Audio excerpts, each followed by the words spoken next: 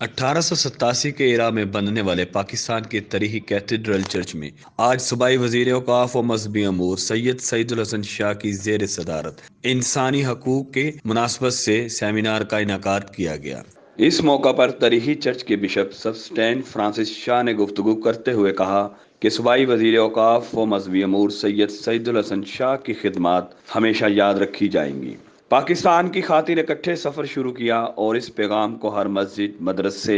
اور چرچ میں لے کر جائیں گے۔ سب سے کئی دفعہ ملا مختلف جگہوں پر اور ہر دفعہ انہیں دیکھ کر بڑی خوشی ہوئی، ایک روحانیت ان کے اندر دیکھی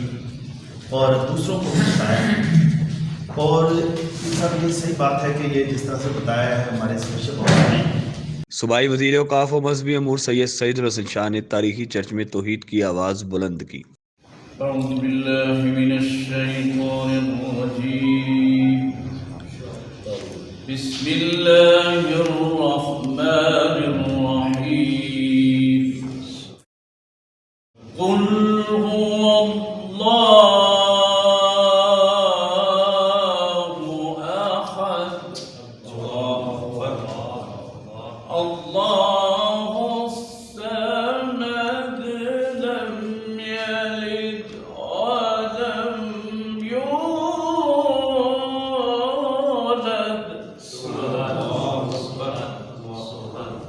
ولم یکن له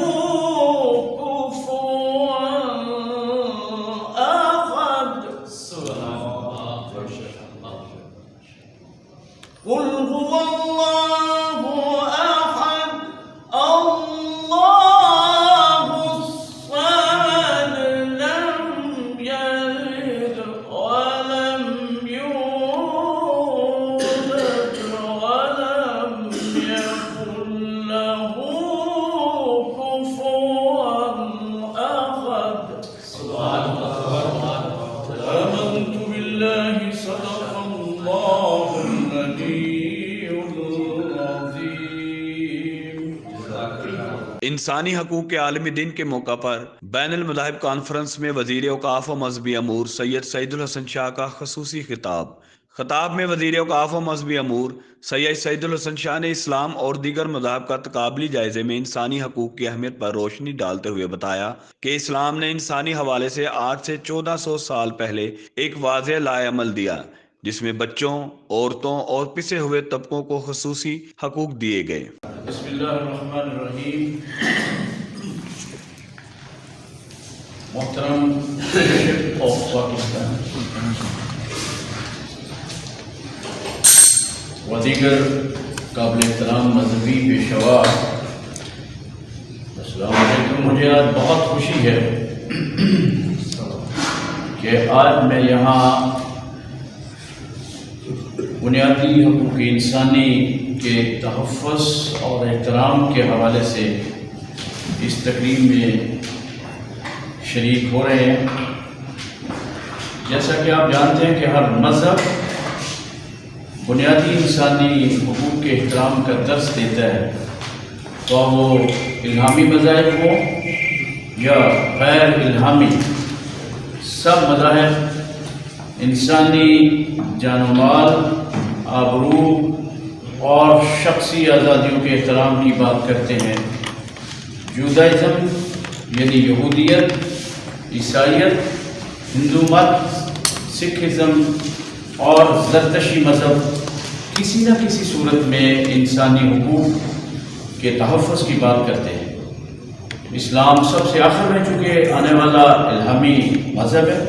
اور یہ وحی الہی کے اس سلسلے کی تکمیل ہے جس کا آغاز تورات مقدس اور زبور مقدس اور انجیل مقدس کے ساتھ ہوا، یعنی قرآن پاک انہی مقدس کتابوں کے پیغام اور ہدایات کو آگے بڑھاتا ہے اور قطعی صورت میں عالم انسانیت کے سامنے پیش کرتا ہے۔ قرآن پاک جا بجا انسانی حقوق یعنی کمزوروں، عورتوں، بچوں اور اقلیتوں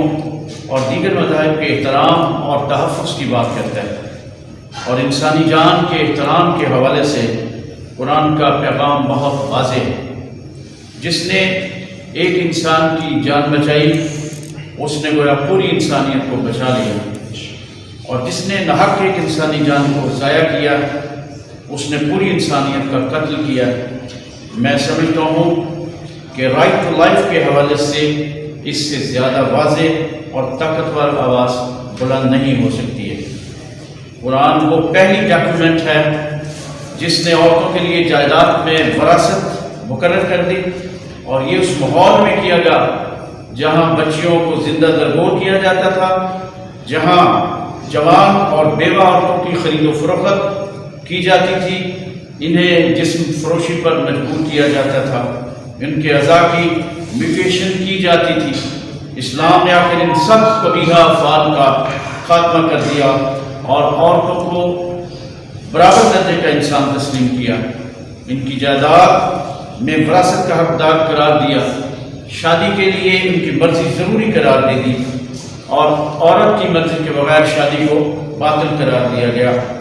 عورتوں کی جان و مال کا تحفظ یقینی بنایا اور انہیں تعلیم، تجارت، تفریح اور سیاسی سرگرمیوں میں بھرپور حصہ دلایا۔ نبی اکرم رحمۃ للعالمین صلی اللہ علیہ وآلہ وسلم نے ان حقوق کو صرف کتابی صورت میں نہ رہنے دیا بلکہ عملی طور پر اپنی سیرت پاک کے ذریعے نافذ کر کے دکھایا۔ خواتین کے احترام میں کھڑے ہونا، ان کے حقوق اور احترام کی بار بار تاکید اور ازدواجی فرائض کی ادائیگی کے عملی نمونے دنیا کے سامنے پیش کیے، جو کہ قیامت تک آنے والے انسانوں کے لیے واجب التعبیر اور روشنی کے مینار ہیں۔ جبکہ 20ویں صدی کے وسط میں تک یورپ اور امریکہ میں خواتین کے انسانی حقوق کی حالت انتہائی خراب تھی۔ امریکہ اور یورپ میں خواتین کو جائیداد کا حق حاصل نہ تھا، ووٹ ڈالنے کی آزادی نہ تھی، تعلیم، صحت اور تجارت کے حقوق حاصل نہ تھے۔ ویمن ٹریفکنگ اور جنسی استحصال ابھی تک یورپ اور امریکہ میں بڑے مسائل ہیں، جس کے لیے خواتین کو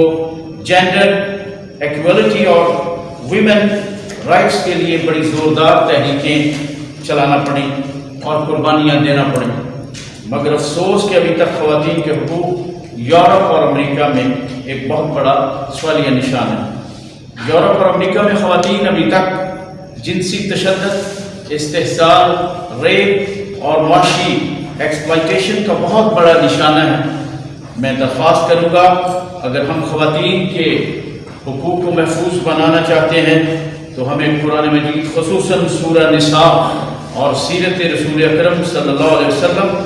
اور خلفائے راشدین کی سیرت سے رہنمائی حاصل کرنا ہوگی۔ جہاں تک ایک نحیف نزار گڑیا خلیفہ وقت کو راستے میں روک لیتی ہے اور اس سے جواب طلبی کرتی ہے، اور 22 لاکھ مربع میل کا مطلق العنان حکمران اس کے سامنے آجزی کی تصویر بن جاتا ہے، تو میں بڑے اعتماد کے ساتھ یہ بات کہوں گا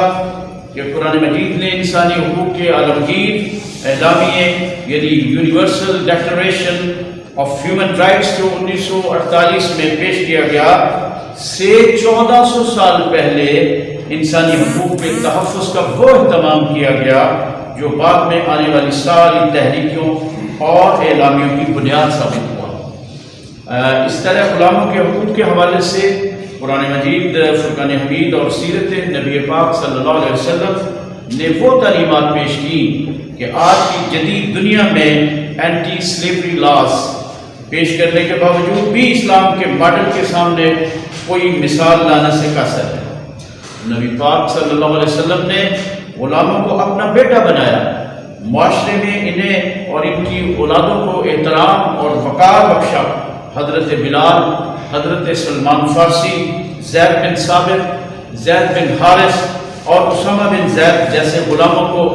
بلند ترین سیاسی اور سماجی عہدوں پر فائز کیا، انہیں بلند ترین سیاسی اور سماجی اور معاشی مقامات سے سرفراز کیا گیا، جنگوں میں غلاموں کو کمانڈر مقرر کیا گیا، عدالتوں میں قاضی لگایا گیا، مختلف مفتوحہ علاقوں میں گورنر اپوائنٹ کیا گیا اور دیگر صحابہ کے ساتھ رشتہ مواخات میں جوڑا گیا، جبکہ یورپی معاشرے میں 20ویں اور 21ویں صدی میں غلامی اپنی بدترین شکلوں میں تہذیب انسانی کا نسور بن رہی. ابھی پچھلی صدی تک یورپ اور امریکہ میں افریقہ اور ایشیا سے لائے گئے غلاموں کی منڈیاں لگتی تھیں اور جبری مشقت کی جاتی تھی، جبکہ غلام قوموں کا استحصال اور کالونائزیشن اور امپیریلزم کے نام پر آج بھی کسی نہ کسی صورت میں جاری ہے. امریکہ میں آج تک سیاہ فام عیسائیوں کو برابر کے حقوق حاصل نہیں اور انہیں مختلف صورتوں میں نسلی امتیاز، تشدد اور تحقیر کا نشانہ بنایا جاتا ہے، جبکہ نبی پاک صلی اللہ علیہ وسلم نبی آخر الزمان اپنے آخری خطبے میں آخری لمحات میں بھی غلاموں کو نہیں بھولتے، اور قرآن پاک نے ان اکرمکم عند اللہ اتقاکم کہہ کر نسلی امتیاز کا جڑ ہمیشہ کے لیے کاٹ دیا. اسی طرح اسلام نے اقلیتوں اور دیگر مذاہب کے حقوق کی شاندار مثالیں قائم کی ہیں. قرآن واضح الفاظ میں کہہ گیا کہ دیگر مذاہب کی عبادت گاہوں کا مکمل احترام کیا جائے اور ان کا تحفظ کیا جائے، انہیں مسمار نہ کیا جائے، انہیں کوئی غزن نہ پہنچائی جائے. میں سمجھتا ہوں ایسا بولڈ اعلان کسی کے لیے ممکن نہیں ہوا. نبی اکرم صلی اللہ علیہ وسلم نے دیگر مذاہب کے احترام کی شاندار مثالیں قائم کی. عیسائیوں کے وفد کو مسجد نبوی میں عبادت کی اجازت دی اور یہودی مہمانوں کو اپنے بستر پر سلایا اور خدمت میں کوئی کسر نہ چھوڑی. اور جب اس طرح کا ایک مہمان صبح کے وقت بستر پر نجاست چھوڑ کر غائب ہو گیا تو آپ نے صحابہ کرام کے منع کرنے کے باوجود اسے اپنے ہاتھوں سے دھویا. وہ مہمان جو اپنی تلوار واپس لینے آیا تو یہ منظر دیکھ کر حیران رہ گیا کہ اسلامی ریاست میں جزیے کی صورت میں بہت معمولی ٹیکس جو زکوٰۃ، عشور اور خمس وغیرہ سے انتہائی کم مالیت کا مقرر کیا گیا تھا، مگر اس کی ادائیگی کی صورت میں اسلامی ریاست کے غیر مسلم شہریوں کو جان و مال، عزت و آبرو اور کاروبار کا تحفظ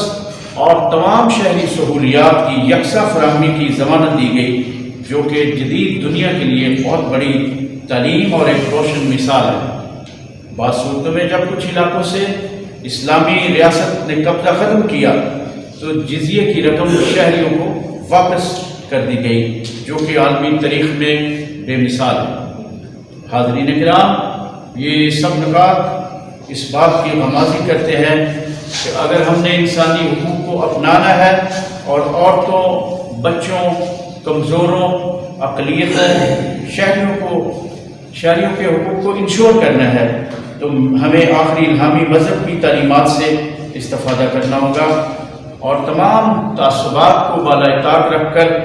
رکھنا ہوگا. شاعر مشرق کے الفاظ میں دستے ہر نااہل بیمارت کند سوء مادر او